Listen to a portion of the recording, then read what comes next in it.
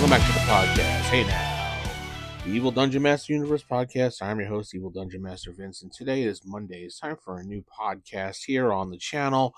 Hopefully you are doing well. TheEvilDM.com is my website. AskTheDM at TheEvilDM.com is my email address, where you can keep up with things. And what is it? Solo.to/TheEvilDM will bring you to everything that I do, and you can keep up with me that way. Today, we're going to talk about a monster. I haven't talked about a monster in a little while, so I wanted to talk about that. Got some good feedback from the last episode that I did on Theater of the Mind. It triggered a lot of really good community talk, especially on YouTube, when it came to people talking about Theater of the Mind, where they like that versus minis and battle mats. It's kind of a split decision on what people like. So it really depends on what you're used to and what you want to play. So no worries about that. So let's get on to today's monster. I'm going to go into the Fiend Folio today. We haven't looked in there in quite some time. And you obviously know out there, those that are familiar with Advanced Dungeons and Dragons, know when you go into the Fiend Folio, you're going to get some weird, odd monsters out of this book. It's a great book to throw your party off. Throw your players off and stuff like that because of the weirdness of these monsters, and they'll never know unless they really read the book ahead of time, which they shouldn't. But every player is going to read the book. We're going to talk about the Adherer. It's kind of one of my favorite monsters to kind of throw at a party after a while, just to screw with them. And if I want certain weapons taken away from them, yeah, I've done that before. Their appearance is rare. 1 to 4 appearing. Their armor class is 3. Their movement is 9. Hit dice is 4. 20% chance in layer. Their damage is they only get 1 attack, and they get a 1 to 3 damage points. But they have a special attack called Adhesive. And we'll talk about that in a minute. And they have special defenses and magic resistance. They're semi-intelligent, which a lot of people don't realize. With semi-intelligence, you can actually do quite a bit with. They are lawful evil, so they do have some type of, I want to say, moral compass, so to speak. Their size is medium, and they have no psionic abilities whatsoever. So these curious creatures bear a close resemblance to mummies when it comes to looking at them, their description pretty much. Because they're man-sized with these loose folds of dirty white skin, which appear on first sight to be like bandages. So it really kind of looks like a mummy unless you take a really close look at it. Coincidentally, the creature is just as vulnerable to fire as a mummy. So, you can look at the rules when it comes to fire damage in mummies due to the solvent that's in its body fluid. So that really quickly ignites. So it works. So it is immune to all first level magic user spells except for Magic Missile, which causes 3d6 hit points of damage per missile. And it listed as 3 to 18. And I have to pause for a moment here and talk about that because I saw a lot of things online from mainstream players of why, or they were complaining why Gary lists it this way. Why does he just say, just roll 3d6? Because, Gary assumed that you knew how to do math, and Gary assumed that you weren't an idiot. But it just drove me up the wall that people were like, this is stupid how he did it. Because he assumed people knew how to do basic math when it came to playing games. Yeah, sure, he came from a wargamer nerd perspective, and a lot of wargamers are very mathematically inclined, but anybody could figure out 3D, this 18 is 3d6, 1-8 is 1d8, 1-10 is 1d10. I mean, 2 to 8, 2d4, anyway, before I go off on a tangent on that, the creature's skin constantly exudes a sour-smelling glue-like substance with a very powerful adhesive property. Any material except stone will adhere to it, and only fire, boiling water, or the creature's own voluntary secretions will break the adhesion. Thus, any weapon which hits the beast will adhere to it and only deliver half damage when hit. Similarly, the creature will stick to any character it hits with its two-handed flailing fist attack, which also inflicts 1 to 3 points of damage. Which, guess what? Roll a 1d6. You get that, and you do, 1, 2, 3, 4. Anyway, um, its own favorite tactic is to bind up an opponent in this fashion and use him as an involuntary shield. That's one of the things I'm going to talk about in a minute.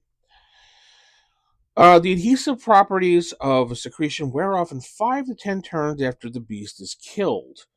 So that's also another thing that you can play upon too, and that's how I've gotten a few weapons off of player characters that I didn't want them to have anymore because I either screwed it up or I thought it was just way too powerful for them at the time, is to use this.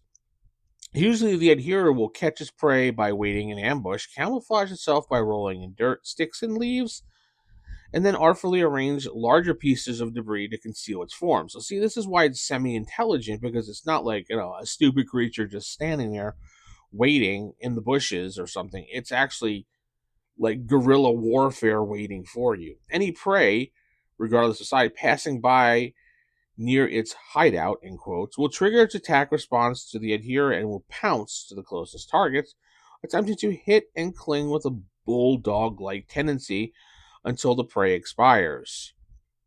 I wonder why he used bulldog. I would have used something like more of whatever. However, if it is spotted and attacked before any potential prey has come into its pouncing range, it will become confused and make a hastily retreat. Beat a hastily retreat. I don't know why he put it as beat, but whatever. So boiling water or boiling liquid of any type will cause it here 1 to 3 points of damage if a sizable quantity is thrown over the beast. Now, it calls it a beast now. The contents of the large bucket would justify if thrown from close enough to minimize spread. Let's see here. And it will inhibit its adhesive properties for the next melee round. The adherer's taste for prey is wide range and will usually attack given this suitable opportunity. The only exception to this is a spider. The adherer will never attack a spider or whatever variety, and sometimes has been known to cooperate with them in trapping prey. Despite its appearance, the adherer is not undead. So we have an interesting creature here that the way it attacks, it's semi-intelligent. Now, I was thinking of ways to do this. And a way to kind of use this creature. And so the adherer, now I was thinking about this. This is kind of an interesting way to adjust the creature. The adherer, and it has kind of like a curse to it. After defeating the adherer, a PC gets coated in its glue, so maybe it explodes or something, or whatever, which turns into a hard crust, a mummy-like thin layer. It's not just cosmetic or anything like that. Over days, it tightens, reducing dexterity by 1 point per day until removed. Fire or boiling water works, but deals 1d6 points of damage.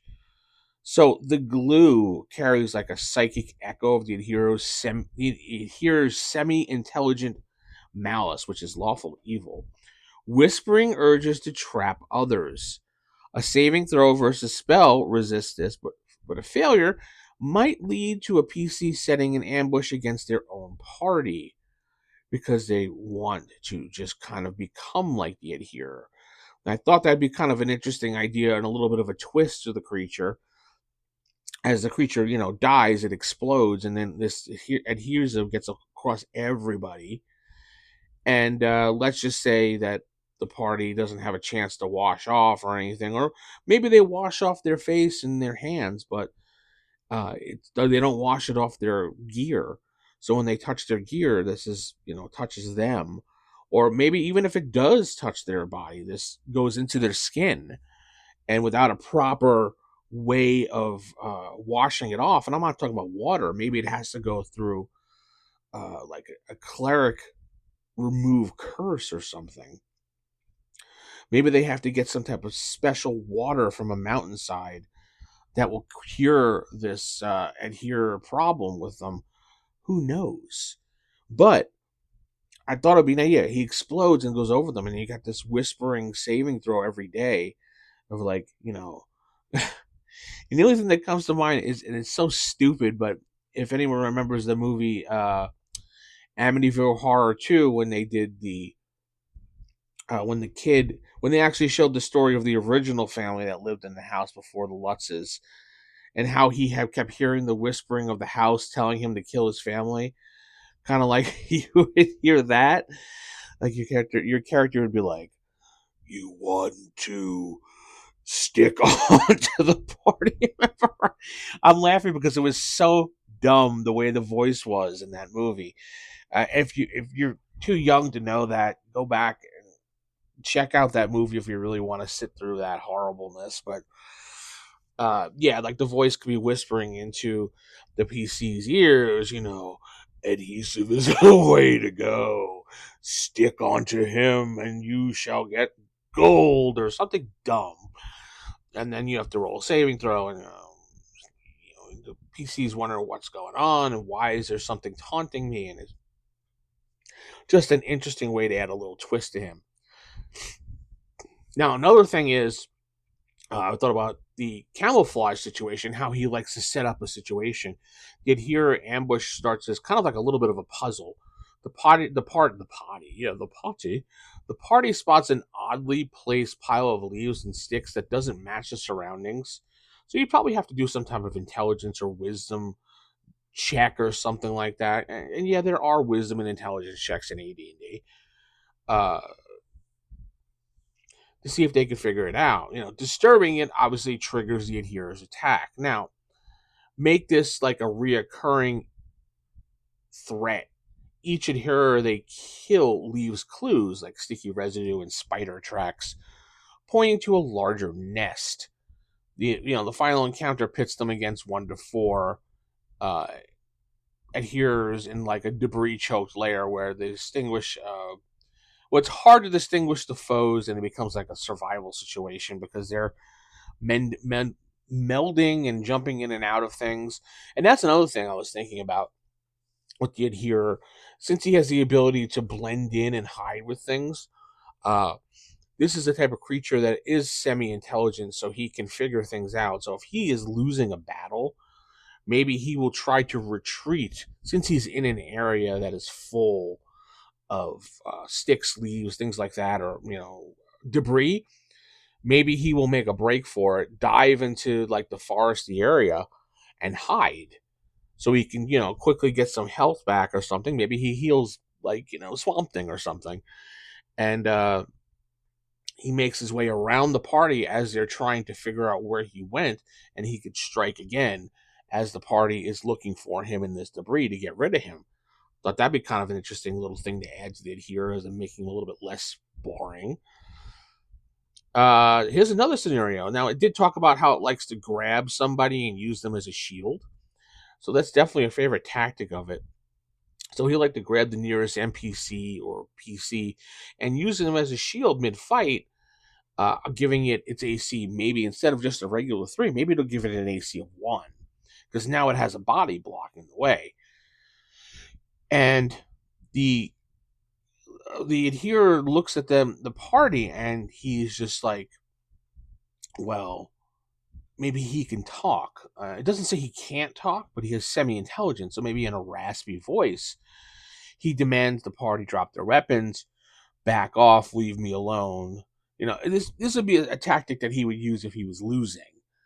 So he can say, back off, leave me be, something like that, with a creepy, deep voice or something telling the players to go, get lost. And I thought that'd be kind of an interesting idea of how to use them. There's a couple ideas there for you to use. I just came up with before the show this morning when I was trying to figure out ways to make this creature a little more interesting.